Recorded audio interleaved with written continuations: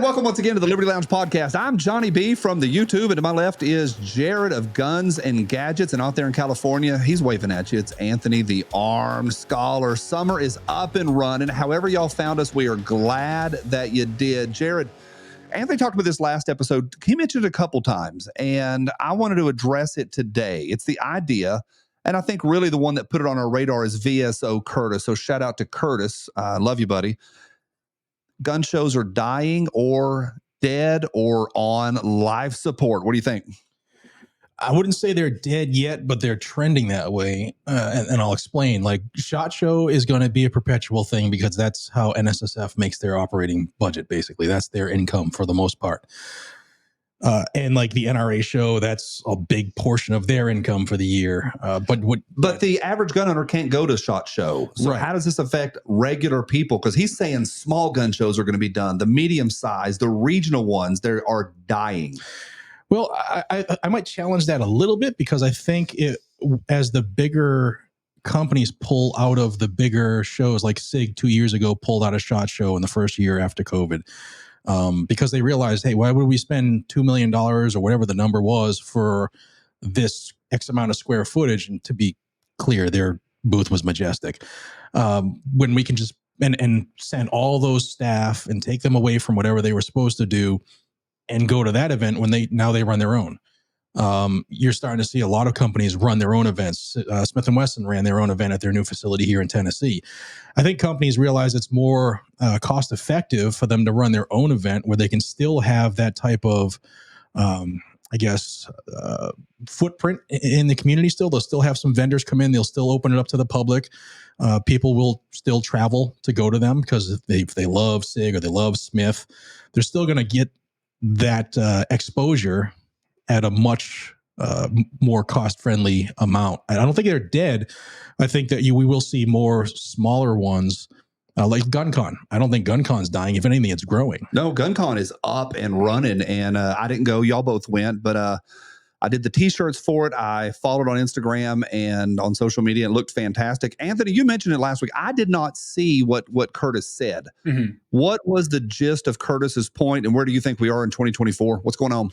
I think it's just the general decline of events itself and the experience you have. I mean, I think a lot of Curtis's perspective, and we probably should have had him on so he can give it more directly. But what I gathered from his stuff was it's kind of more the creator experience, like going booth to booth, and the expectation that some of these industry people have when they go to these shows, especially when it comes to creators. Like, I'm going to pay. So the companies themselves, let's say they pay $10,000 for a booth at SHOT Show or whatever. It's probably a lot more at SHOT Show, but say they pay $10,000. Then they expect for all the creators who happen to go to these shows to go to their booths and interview them when it's super loud and you can't hear anything and there's random people, coming in and out of the shot. And then they expect you to, put that blast on your social media, on your YouTube channel or whatever, promoting this product that they, is revolutionary, that you have no experience with, that you've only seen on the tabletop. Maybe you didn't get to shoot at the range day that they, maybe had before SHOT Show or whatever. So it's just like this weird dynamic, this old school mentality of, and because really when you think about, I don't know, I'm just trying to think about this because with shows like SHOT Show, they're really just a scaled up version of what you would see at your local, gun shows. But does that local model of gun shows really scale up to the point when you have like the biggest people in the industry like Glock and SIG? Like, why are they why, like, just because you throw $1 million at this booth, you're not going to get that same interpersonal sell that you would at these small shows. Like, people go to small gun shows actually potentially to find something that they want to buy. When you scale it up to these multi-million-dollar booths at things like SHOT Show, I think it's just different. I think the marketing has been disconnected. And I think that's why you start to see companies like SIG and all these others pulling out of these big shows because they have, like we mentioned last episode, they're not getting the return on investment anymore from these. And like Jared said, a lot of companies like SIG pull out and now they're just doing their own small events. And I think we're seeing that pop up even more. I would also say that, what you're seeing with these smaller type show. So we'll take GunCon because it just happened. We're fresh off of it. When I go to a small event, or when we go to a small event, like we're more apt to go talk with the vendors or spend some time in the booth. And like Curtis was saying, it's not our job to interview you. It's your job to make us want to talk about your product. They're all the same. All these booth interviews, they're all lame. It's the same content over and over. It is lame. I think it's a lame model. And I think the bigger shows across the country have, I really think they've reached their fever pitch because they're just too damn big. Mm-hmm. You can't see everything. SHOT Show just keeps growing and growing to the point where like I'll walk around for a couple hours day one and day two, and after that I'm really done because there's just so much there. It's overwhelming. I think again the average viewer could care less about SHOT Show. Right. They may watch it but they're not invited, and that's a bummer. I think the average guy in Wisconsin or in New Mexico, they care more about their local gun show, and local gun shows are kind of lame too. Like you and I have been to some here, and it is a circus of cheap guns and roofing material, hot tubs, and the ubiquitous beef jerky. And gun shows have gotten worse in recent years. Anthony, I know you have different products available in California. I am suggesting that gun shows here suck balls. Yeah. How are things out in California? I don't go to them anymore in California. Why? Because they're lame, like you said. If you think a Tennessee local gun show is lame, imagine coming to a California local gun show. It's even worse. Like the things that we have available and the laws and just it. Now, maybe this could be us just like sitting on the hill because we get to go to the biggest things. You know, we get to go to the biggest range events, the biggest shows. To go now at this point to a local gun show, it just doesn't do anything for me. I'll say this: I have more fun at a local gun show than I have at the big ones. When you go to the really big ones, you walk into the booth, and it's not our guys. It's not the marketing department that we know. It's going to be their whole team of PR people. So that's not that fun. I think the local is a little more fun because you get to meet some guy named Doug who's got a World War I or World War II rifle for $9,000. Don't talk me down. I know what I got. But it's a lot more fun. I was in Fort Worth on New Year's Day a couple of years ago, and I saw a sign that said, "Hey, the Fort Worth Gun Show." So I went, and holy smokes, thousands of tables, maybe 1,000 tables. It was huge. And they had probably 19 tables devoted to pickles. They really had pickle tables, and it was hilarious, a little bit of fun. I'll say this. I like the medium shows, Anthony. I think the big ones are too big. The local ones are hilarious. The medium ones, you can go in and meet the guys. There's that big one that's up in Pennsylvania or somewhere that guys just go nuts about. The Tulsa Gun Show, people go nuts about. I like the Fort Worth show. It was fun. Pickles. We were in, the three of us were at the Milwaukee event last year, and it was a lot of fun. We got to go to that one. Medium-sized show. Everybody was there. But afterwards, we ran into Shadow Systems, and God bless Shadow Systems. If you're watching, we'd love to have your logo where? Right through here. Can we be bought with the price? The answer is yes. Yes. Apparently Johnny can. The Shadow Systems I love. And we got to go hang out and have a Coca-Cola with them. How cool is that? I'm saying medium shows are where it's at. And for the viewers, if you need to drive to Nashville or drive to the nearest big city, go check out a medium show because the experience may be better. Yeah, I agree with that. And I'm really, really looking forward to the next event we'll all be at together, which is up in Knoxville, which is the GOA Goals event. Similar to what we're talking about. It's going to be a medium-sized show, but they're going to have a lot of different things there. They probably won't be a table of pickles, but there will be ways that you, the individual, can become a better advocate for the Second Amendment. And I think that's what's a part that's really missing from all of these gun shows is most of them do absolutely nothing to perpetuate us getting that Second Amendment. They're just selling product and selling beef jerky. Right. It's a big marketing thing. And I think what GOA is doing is, at least on paper, it's phenomenal. They haven't pulled off the first one yet, but I'm really, really looking forward to it. And you know, out at GunCon is phenomenal for the size that's available. It's a limited space. John Patton has shoehorned as much as he can into that, which brings me to this. This episode is brought to you by Brownells. Brownells sells a lot of tools and tools to work on your tools out there in Grinnell, Iowa. Great team run by some patriots. Check them out. Can't tell you where to go, but you know how to get to Brownells. And tell them you saw it here on Liberty Lounge. And Did you just say sorry? Sorry. out here, baby. That's a little bit of Massachusetts coming out. We saw it here. Yeah, we're really excited about Brownells being a new sponsor. And so a big thank you to those folks. And I'm there all the time. It's Brownells. I can't say where. A lot of good stuff. You heard it and saw it here first. That makes me want to die a slow death. At least I didn't say Ideer. That's like upstate New York. They say Ideer? Ideer. Ideer. I can't do it. We say wash. We put R's into wash. You need to go wash the car there, Ma. Yeah, that was both Midwest and Appalachian at the same time. All right, for the regular folks, the average folks, I've said medium shows are where it's at. Jared just mentioned goals, and it's not an advertisement, but GOA is doing goals in Knoxville. You can jump on Google, type in GOA space goals. It'll pop right up. It's gunowners.org/goals is the address. Ain't nobody gonna remember that. Ain't nobody. Google GOA goals /.com.html. But it's going to be fun because you said it's really cool because people can learn how to support and further the Second Amendment. That's awesome. The rest of us want to go look at cool guns, and it's really cool. Like, that's good. This is good. It's like you're going to come away pumped up a little bit more. It's like getting a vitamin B12 shot into your Second Amendment arteries. I'm down with that. But also, you get to go see some pretty cool guns. When we were in the Milwaukee show last year, you walked through a booth, got very, very serious. We talked about it here the other day, and you ended up buying two. You bought two right there in the booth, correct? Yeah, I did. Yeah, it was a very, very expensive day. Very expensive day. Anthony, what are you pumped about for goals?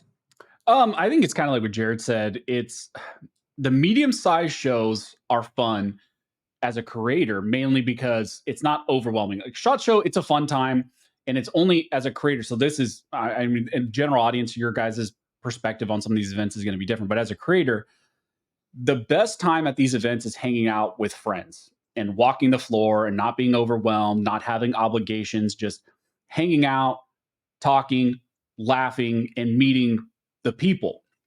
And it's harder to do that at big shows. Like me and Jared at the last SHOT Show, we hit the floor one of those days and we made it all of 3 steps, and we didn't move from that spot for the next 2.5 hours because, you know, and this is not to like brag or anything, but it's just like we're meeting people, and that is awesome to meet people. But then, you know, some industry people see you and they want to stop you and talk to you and pitch their product or whatever. So it's hard to do what you want to do at those big events. At the small events, we can go to the booths. We can, especially if we have a specific booth we want to go to, we can chat with those people. Or if we have friends that work at XYZ company, Shadow Systems or whatever, we can go chat with them. And then also we can dedicate more time to the viewers. Like if we get stopped by a viewer, like when we're at that Milwaukee show, I don't feel bad chatting with someone for 30 minutes at the Milwaukee show because it's not overwhelming, and I don't got to do all these other things that I got to do at SHOT Show, and then there's not big crowds, you know, coming, or I'm not missing an obligation. So that's what I'm excited about GOA. And we had all called for a long time for GOA to do their own thing. I no longer go to the NRA show. I didn't go this year. Why? Just because their policies, you know, everybody knows what the NRA is.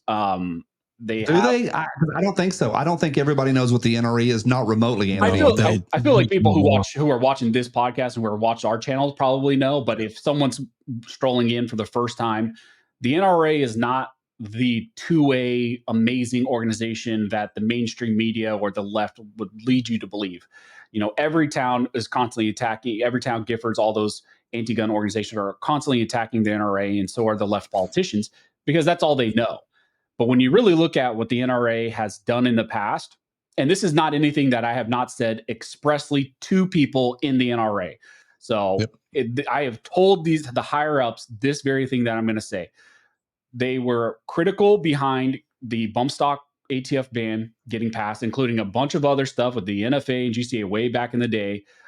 They have compromised way too much on certain positions. They do not do near enough amount of litigation for the amount of money that they have and the amount of donations that they bring in.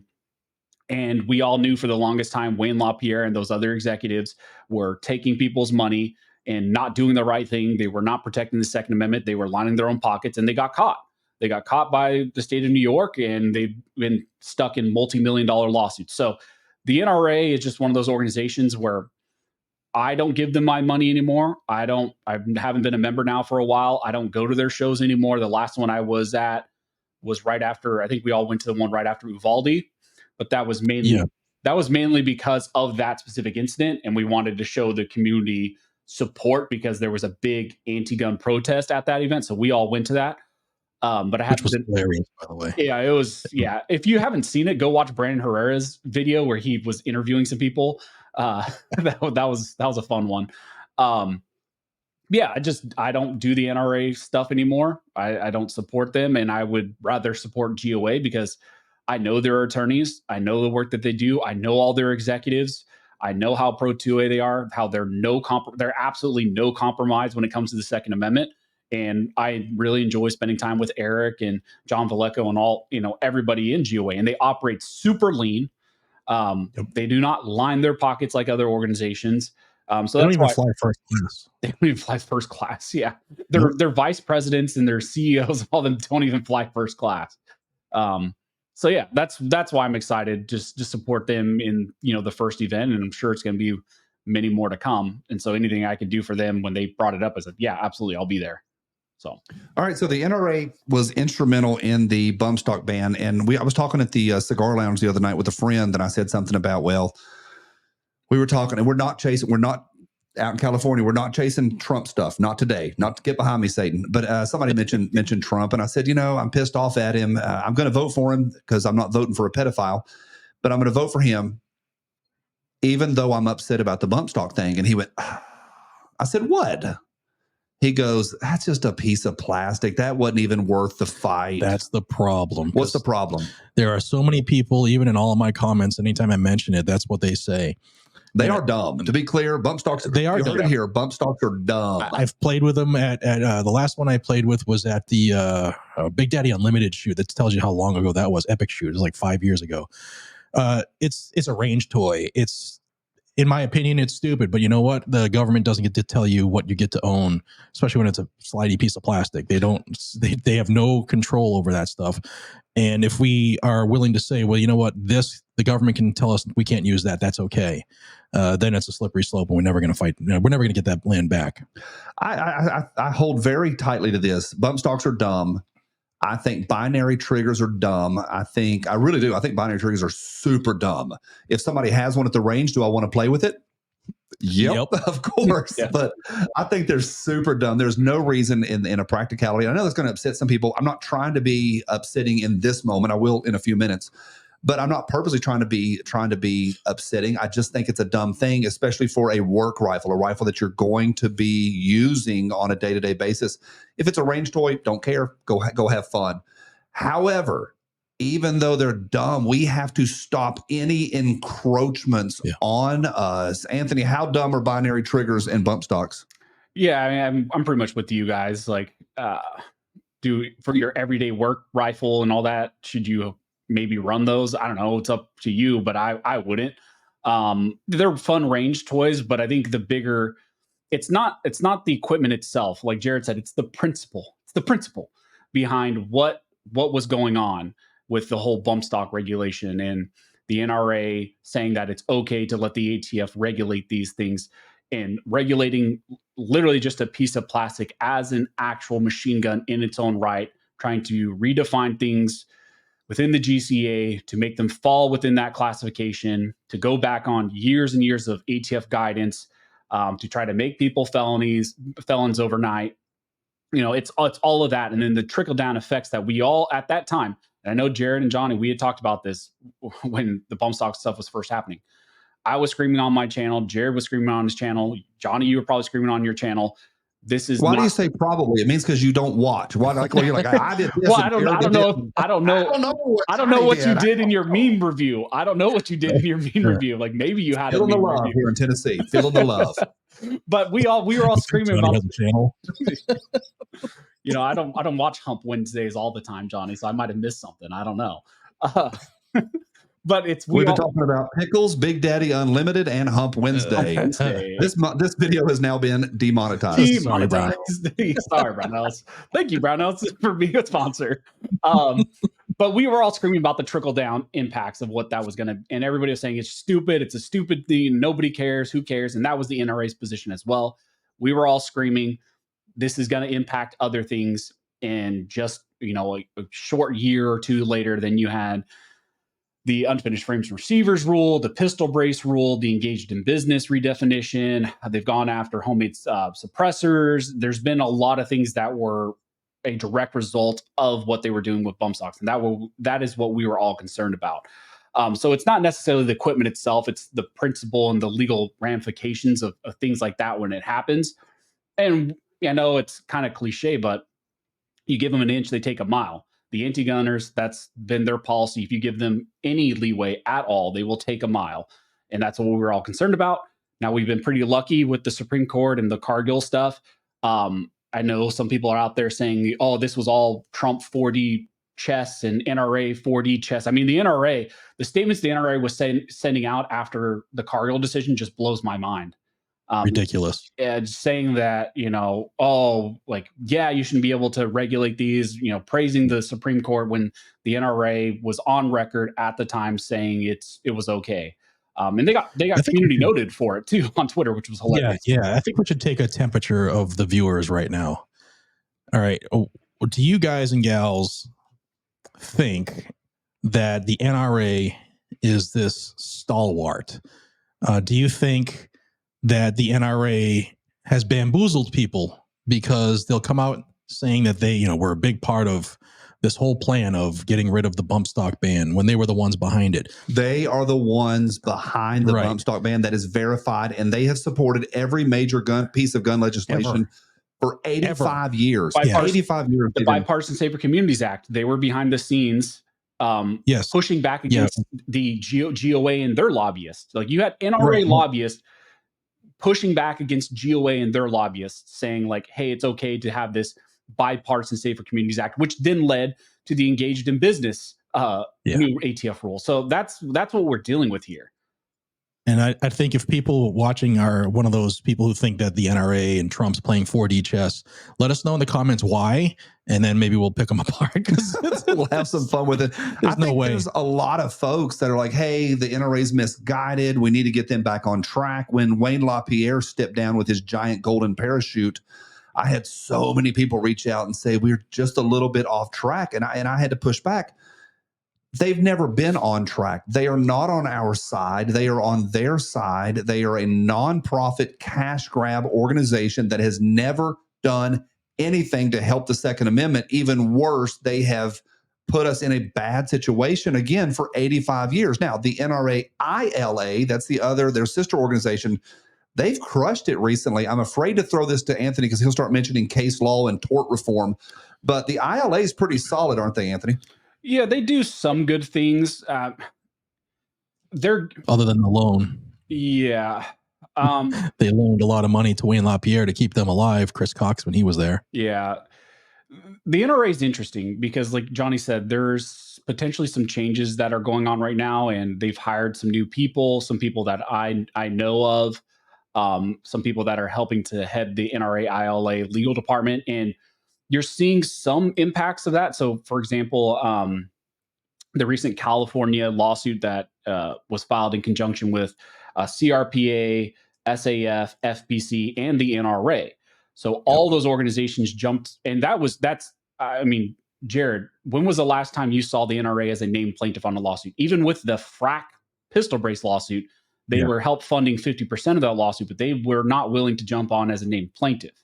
That's been their biggest, I guess, strike against them in the community is you talk the big game, but you're not a named plaintiff, so you really don't have a big dog. Yeah. And we know, like, behind the scenes, they have funded a lot of lawsuits, some of them 50% of the lawsuits, some of them more, or they'll have their state arm of the NRA push, like and the New York State Rifle and Pistol Association versus Bruin. That's an NRA. Yeah, I actually want to point, because people say that a lot.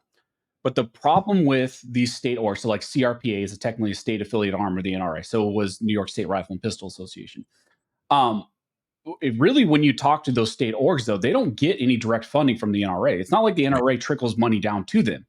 Usually what happens is you have these local state orgs that have their own donation and membership kind of mill where they collect and they help to fund these lawsuits.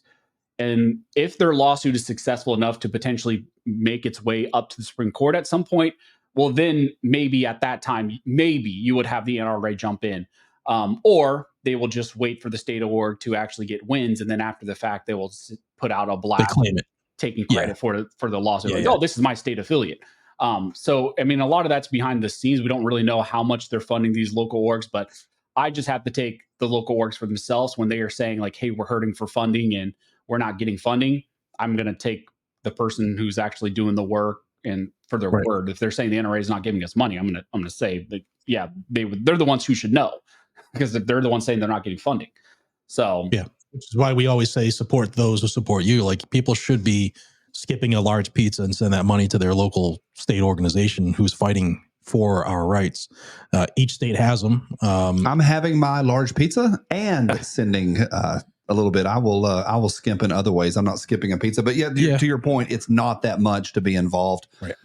All of that to say that all three of us are skipping NRA shows now. They were the most fun. They were the funnest show for a long time. Yeah. It was always the most fun of the year because you had both good companies there and you had regular people there. And it was a great mix mash of being able to interact with people. I'm suggesting the interactions are one of my favorite things. I want to pivot now and talk about interacting with the public. And, we're just three dudes, but it's pretty interesting because of the power of YouTube. We end up doing booth appearances and I've had people stand in line. All three of us had people come from many states away. I had a guy last year drove 8 states to hang out with me. You had a guy fly from Hawaii, I think, came in just to shake your hand. That's an honor and that is humbling. We were at a show not long ago, last fall in Milwaukee, and there was a YouTuber there who came running in with his hands up over his face, came running into the green room. And by green room, it was behind a curtain. They had some water and some tuna sandwiches for us. Like, it's nothing fancy, but we're there working. Like, we're putting in an 8 or 9 hour day. We're on our feet, and they have a little place for us to sit down for a little bit between booth appearances or talks or stage appearances. And this nitwit came running in, hiding his face and going, oh my God. And he was laughing about trying to hide from his viewers. And that does not sit in my soul very well. I know sometimes you've got you've got a booth appearance. Hey man, I gotta go. I got a 14-minute walk. I have to go right now. But the other 97% of the time, how awesome is it meeting these folks? That's like 1 and 1A is getting to meet my viewers, which is why I'm able to do what I do. I'd be an idiot talking to a spare camera without them. And then to meet other folks and friends in the industry. That's the reason I go to events now. I don't go to interview people behind the table at booths. I don't go to see, oh, look, another AR. I go specifically for the interactions now, like to meet people who are, awesome enough to watch my channel and to meet, like folks like you guys, like the folks I want to hang around with and people I want in my life. Anthony, what's one of your favorite, I don't like the word fan because we're just people, we're Second Amendment guys. What's one of your favorite viewer interactions that you've had at a show? Oh, it's so hard because now everything blends together. I will say the thing that sticks out to me the most, and it's not a specific interaction, it really was the first event I ever got to do. And it was the first Route 66 event we did here in California, me and Reno. And that was early on. That was probably like the first year of me doing the channel. Actually, I hit 5 years yesterday, 5 years of doing the channel. But the first year of we did the Route 66 event. They brought us out. My buddy Yogi, who I'm really good friends with now, helped set up that event. And the fact that we had, I think at that time, it was like 1,000 people come out to just meet me and Reno. Really, that's what it was. It was just a kind of a creator meet and greet with me and Reno. And there were some companies there. Blew my mind. And a lot of those interactions at that, like I cherish. And also, like Johnny said, I don't really understand the mentality of some guys. And we see it. We see some creators, they don't interact with the audience at these events.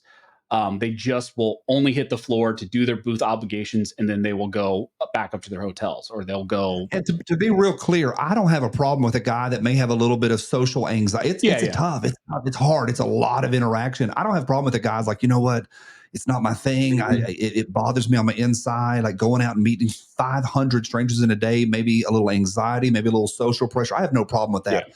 My problem is running into the green room and then laughing about how many of his viewers he avoided. Yeah. That's my problem, is open laughing about saying, ha ha, I didn't have to go shake a hand.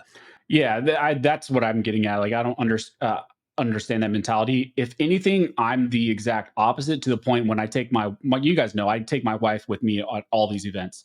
And she's mainly there to just like kind of help take care of me during these events, make sure I'm drinking, I'm eating, taking photos. What are you, 8? You guys know, I mean, here's the reality. I mean, for the viewers, and Johnny, you know how, I know you're joking, but you know how it is. No, I'm not joking. I am not joking. Here to this point, right before we pressed record, Anthony, what were you eating on camera right before? String cheese, baby. String cheese. Cheese And he and was string like cheese. peeling it all off. And I'm like, just go get you some applesauce and some Go-Gurt. I said, my response to them was, what's the point of having grown up money if you can't act like a child?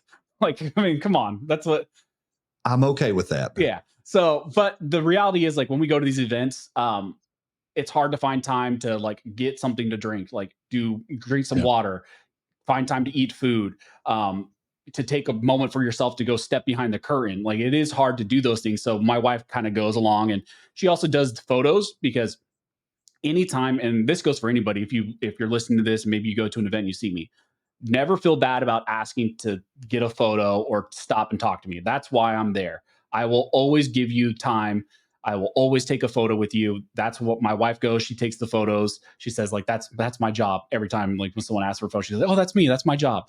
But that's why I'm there, and it humbles me, and nothing makes me happier. And I'm to the point where I'm so bad. I give people too much time, and I always feel bad about that. And that's what gets me stuck in one spot for 2.5 hours, like me and Jared, because we're talking to one person for 30 minutes, and then we turn and there's a crowd of people behind us. And we're trying to give everybody time. So I don't understand that mentality. I do feel bad for certain guys. I feel bad for certain creators. Like, there have been times when, for example, at SHOT Show, I was walking down the hall, and Colion Noir, me and him, we were buddies. And so I stop him. We were talking, we're chatting. He was like, oh, let's get a photo. We got a photo. And I turn around, and there's just a massive crowd in the middle of the main SHOT Show walkway, that because I stopped Colion Noir, and because we were talking for 15 minutes, a crowd is amassed now. And now he's got to deal with that. Now he's always super. I mean, he'll take photos with anybody, and he'll chat with people, but I'm sure he's maybe got obligations. And so there are situations like that. Like, I can only imagine what it's like for people like Garantham and some of these other people to go to SHOT Show, but it's also, that's what we do. We're on, that's part of the obligation. It's part of the job. So, I mean, yeah, I think this. Well, let me share my favorite fan interaction, then I'll do you. And then I have another point. I think for me, I had a couple show up in Fort Worth for our event down there, and they were both wearing my shirt, and they were just so fun and so happy, and they were both wearing matching shirts. And I've got a picture of me bear hugging both of them, and it was just good mojo. And we care about the same things, and we like to laugh about the same memes, and we watch the same channels, and it's just cool meeting your people. That's one of my favorites. What's one of your favorites?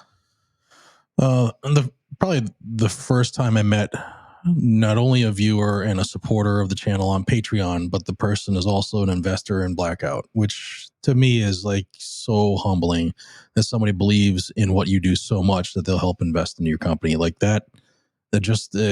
It's very, very humbling. That weighs on you when people, and for those of y'all who know, Blackout's, it's all three of us represent Blackout Coffee. We all three drink Blackout Coffee, but you're an owner of Blackout.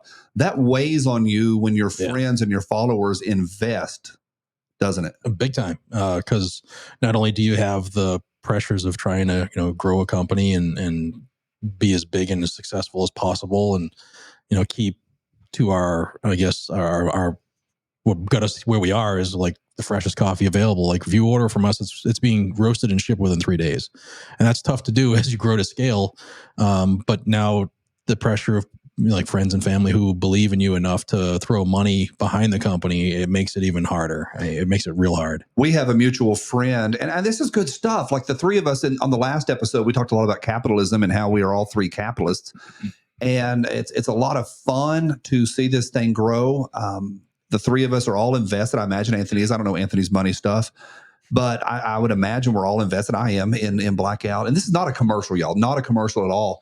But we have a mutual friend that is old, somewhere between old as dirt and old as Moses. He is a dinosaur from the Jurassic era. And I helped him one day. I brought my laptop and he asked me to help him invest. And so I had to do geriatric computing, which is what I do about 14% of my week. And so I'm sitting there. I did it the other night while you were sitting there. Yeah. There was 2 dinosaurs. I was literally in Jurassic Park, and I had a dinosaur on each side. That's how you do it right there. That's how you do it right there. Hey, Johnny, can you help me order some of that coffee? And one handed me my phone, and I had to sit and play with, a cell phone and get him his coffee. And I'm like, hey, what's your card number? He's like, 7. So I am the geriatric candy helper. So I give him that phone back. Immediately, another phone came sliding across the table to me, and I had to get that and order coffee for the other guy. Well, one of these ancient dinosaurs, they asked me to help them invest. And so that's a whole other thing, because you're dealing with bank accounts and it's got to be verified. Yeah. And I came and told you, I said, hey, I helped so-and-so invest in your company. I didn't tell you the number. It was big. It was really big. It had a comma in it. And I said, and you went immediately. I said, hey, so-and-so invested in it. And you went, oh, geez. And I said, what? And you're like, more pressure. I think it's good for you, don't you? Yeah. I mean, it's ultimately helping all of us, right? Because I try to spread the wealth, and I've brought, a lot of product and just given it away to our friends. And you give away a lot of product. Yeah. I try to help those who help me, You brought everybody a t-shirt the other night, except for me. Everybody at the event got a t-shirt but me. Clown said he didn't want one because he has his own t-shirt company. TriStarTrading.com. It's just, it's really cool in one side, because it's like they're helping us get to what we want to accomplish that much faster by believing in the company enough to actually drop $1. But at the same time, like you said, it's tough for me as an individual, because now I can't let people down that are close to me. It's just how I'm wired. So I can. I love it. I love disappointing people. Like, it's fun. You want to invest and lose all your money? I'm your guy. Anthony, let me throw this at you and see what you think. We're talking about gun shows. We're talking about interacting. My thought to any viewer: go to your local show, go to your medium shows. Those of y'all that are going to be near a bigger show, go meet your favorite YouTubers. Walk up to all of them. 9 out of 10 of them are cool as cucumbers. I mean, these guys live for this, and they love y'all. We certainly do.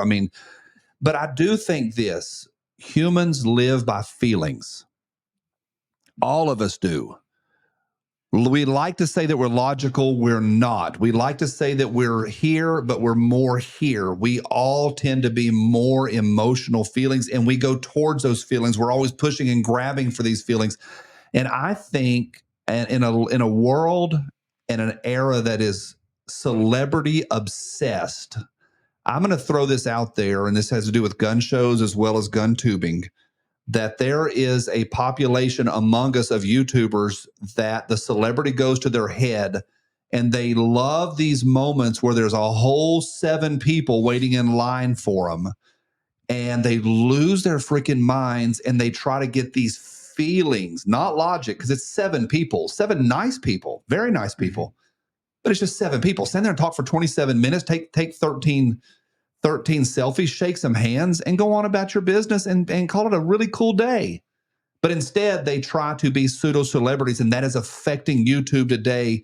This wannabe, I'm important, I'm a celebrity, I'm a real celebrity, not just a gun tube celebrity. But I think people are getting too big for their britches. Yeah, there is, like Johnny said, 9 out of 10 guys that you'll interact with are amazing. They're doing this for the right reasons. There is that 1 out of 10 guys, and most of the people in the industry know who they are. Sorry, who are they? Can you name the names? I had to clear my throat. There are. I'm not gonna say names because it is what it is. It's interesting. I think we're all of the same mentality. We didn't start YouTube for the celebrity. We didn't start, like, there are guys nowadays or who maybe started their channel before with the idea of like, oh, I'm going to become a YouTuber. I'm going to become a celebrity. And we've mentioned it in prior videos, how kids these days, like, the number one job they want to be is like a YouTuber, is an influencer. And that is not just kids. That is now grown men also who are in our industry. And they really do take that celebrity to their head. I mean, it is But are interesting. there really any celebrities in GunTube? And we can name these by name. Is there really anybody that's actually a celebrity? I was in an airport one day and somebody came up to me at lunch and I was trying to eat and somebody came up and they're like, hey man, I go, I'm gonna take a selfie, and I dabbed him up or whatever white people do. We took a very nice firm handshake, like Daddy taught me to. Sir, And, sir, doctor. And then it was really, really cool. Like it was really cool. And anybody that stops me when I'm traveling, they get a swag pack, and I'll tell them where to go and what email to send, and they get a swag pack. And I send everybody a shirt. Everybody, I mean that. Everybody that stops me gets a shirt. Celebrity. And TristarTrading.com. And it was really cool. But the bartender came up and she goes, what the hell was that? And she goes, are you famous? I went, no. I said, I'm really, really important to about 117 people. Anthony keeps using the word celebrity. I'm going to push back on that and say there are no gun celebrities. Is there really? Like we use that word. That's a big word. J-Lo, Justin Timberlake, but Lady Gaga, even and her hermaphroditic crotch. What'd you say? Even that stuff's fading out though. Like you look at in Hollywood, like those big celebrities, we used to always think of them as just actors. But nowadays, certain generations, like certain age groups, they don't know who those actors are. They don't know who they maybe just know as like, hey, that's a guy who's Iron Man, or that's the guy that plays the Hulk or Captain America. They don't really know and who your those point's going to be that they know PewDiePie and Mr. Beast. I'm still saying Mr. Beast is a freaking celebrity. Just because he's not in the movies doesn't mean anything. That's a celebrity. Yeah. Mr. Beast is beyond big. I'm saying, are there any actual celebrities? These guys, there's 1 out of 10 that think they're celebrities. I'm pushing back and saying they're important to about 114 people, and they're pretending it's 114 million. I would say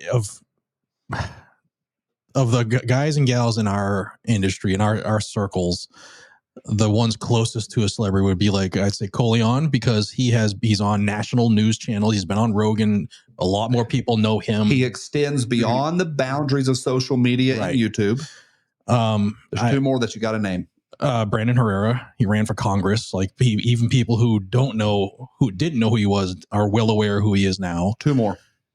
I would say you get to the size of I would personally say Mike Demo Ranch and Mike over at Demo Ranch and Garantham. And Garantham. I knew Garantham was coming. I think Garantham extends beyond. When I'm in teaching, like in the college classroom, and somebody mentioned guns, and I'll say, "Oh, cool. What are you into guns for?" "Oh, I follow this guy named Garantham." Like his name comes up, bang, in the real world. I'm going to throw out Lucas Botkin too. Because of the Call of Duty, he is featured in the Call of Duty, and he extends, I think, a little bit beyond. Probably none of those 5 guys would say, "Hey, I'm a celebrity." They would just say, "I'm so freaking busy, I can't keep up." Yeah. Anthony, got anybody to add to that list of actual celebrities? No, I think that's pretty accurate. Like, and that's where you're talking about like the cream of the crop of like gun tubers. Maybe you could throw like Kentucky Ballistic Scott in there too, because he's pretty up there. It's hard. Like, and I think there's a reason why I'm saying celebrity, because like the average viewer, if the average viewer was to do something in their life, or maybe do some sort of like media, let's not even say YouTube, but you're just doing some sort of media, and you go out in public and someone recognizes you and wants to take a picture with you, at that point, that average viewer will probably be like, okay, you're kind of reaching some sort of celebrity status, whether it's a C list, D list, E list, whatever that list of celebrity you are. Maybe you're not, Robert Downey Jr. or Matt Damon celebrity, but like you're down there and you're getting recognized when you're out. That's, I think, Reno say I'm a niche internet celebrity. Yeah, niche. Micro influencer. I love that word, micro influencer. That's about right. Yeah, and you're a celebrity of sorts. I guess, I don't know, but I think going back to the original like question about like certain guys definitely think they are more than what they are.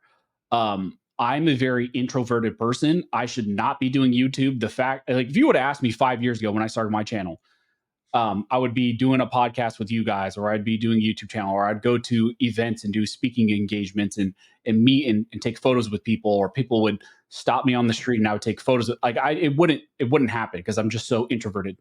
This has made me be better, and I've definitely gotten a lot better at meeting people and interacting with people without being a complete awkward nerd. Um, it helped me out a lot. And I think it was kind of by the grace of God. Like this was something that definitely helped me my life get better at that stuff. Um, but it is interesting because like even coming back from GunCon, Jared, and this is not to brag or anything. It's just the reality now. Um, we connected to Denver, and me and my wife, we stopped at just a place in the airport to eat, same kind of as Johnny.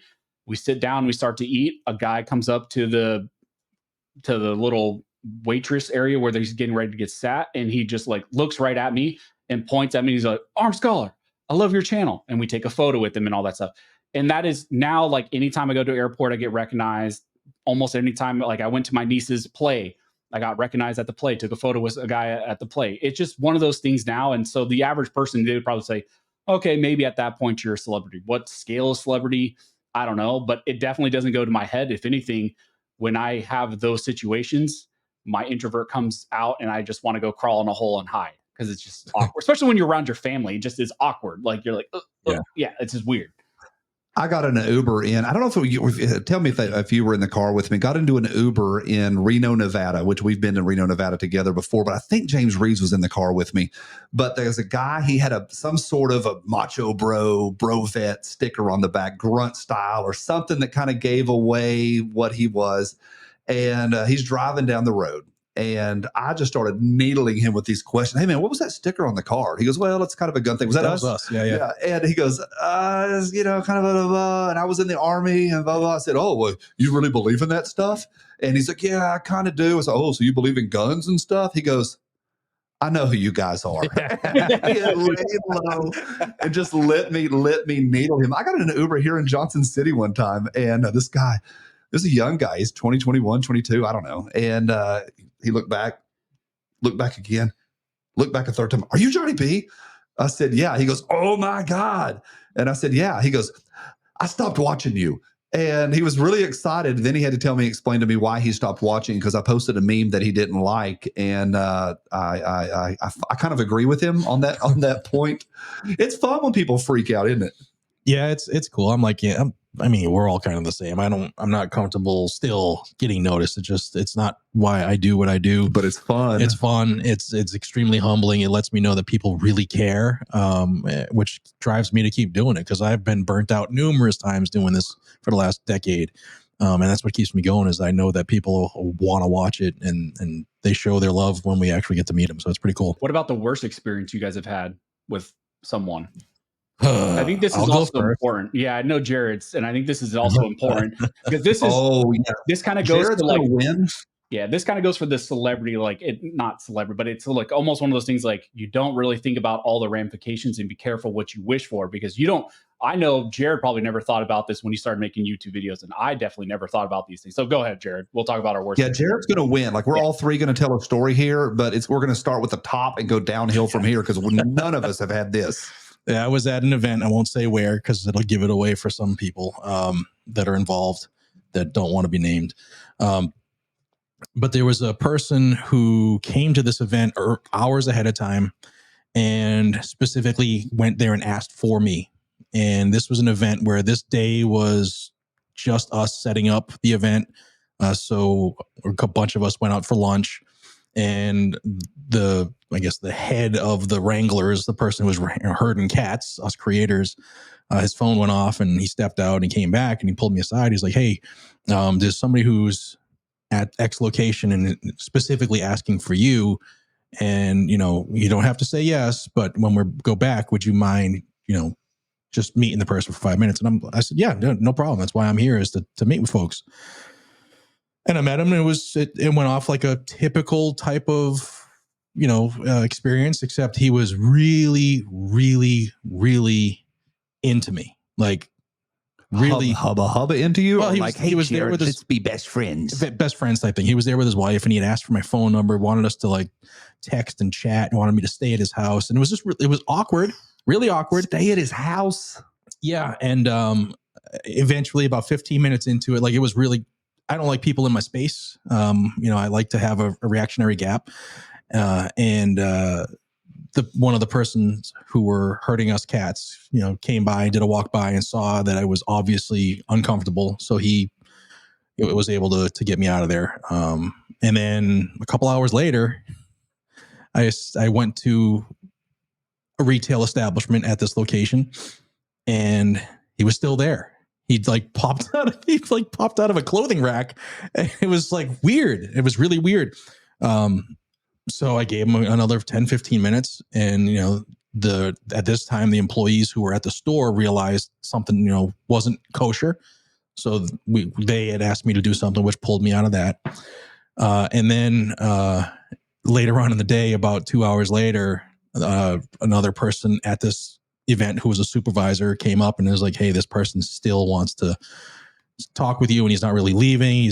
But we'll go with you. Just red flag. Yeah, red flag. And everybody at this event, it's one of those places where you go when you can carry a gun. It's not like when you go to SHOT Show and they want to disarm people.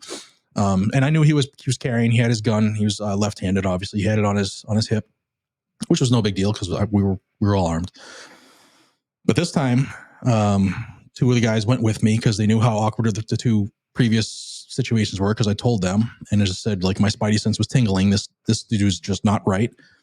And this time he had his gun in his front left pocket. And so he wanted a selfie.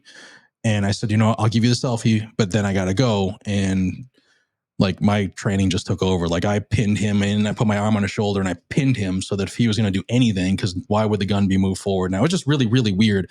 So I was thinking worst case scenario. So I pinned him so that he couldn't access that without, getting handled. And other people saw that too. And other people were like clearing outside garment just in case. It was just really, really, really weird. But that person's no longer, like, he's a persona non grata forever at that event, at that location. And it was just really weird. Super fan is what we call him now in the industry. Super fan moment. I think you're soft. Anthony, what's yours? There's another thing too I want Jared to talk about. My and it's been a few times. There's one individual who has followed me to 3 or 4 local events in California. Dude, you're married to her. It's Erica. Yeah, a guy. Yeah. Well, okay. Who am I? Obama? Like, what is going on? Michael and I. There's an older gentleman. I would say maybe pushing his 75-ish, something like that. Lives out of his vehicle, he told me. And again, he's followed me to like 3 or 4 or 5 events now, and I've gotten his whole life story. Older individual, lives out of his vehicle in between jobs. So I guess kind of retired, but in between jobs. And has just followed me to all these events. Every time he wants to set up like videos and do interviews of me.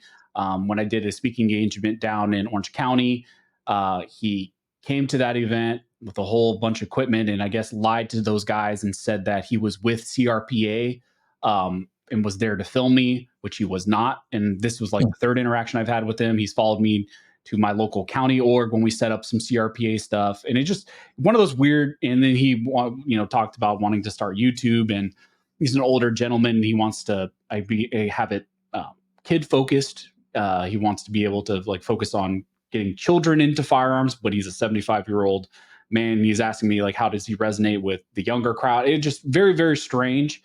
Hasn't popped up recently. He's, for the most part, seemed like a nice guy when I talked to him, but it's just one of those incidences where you keep popping up.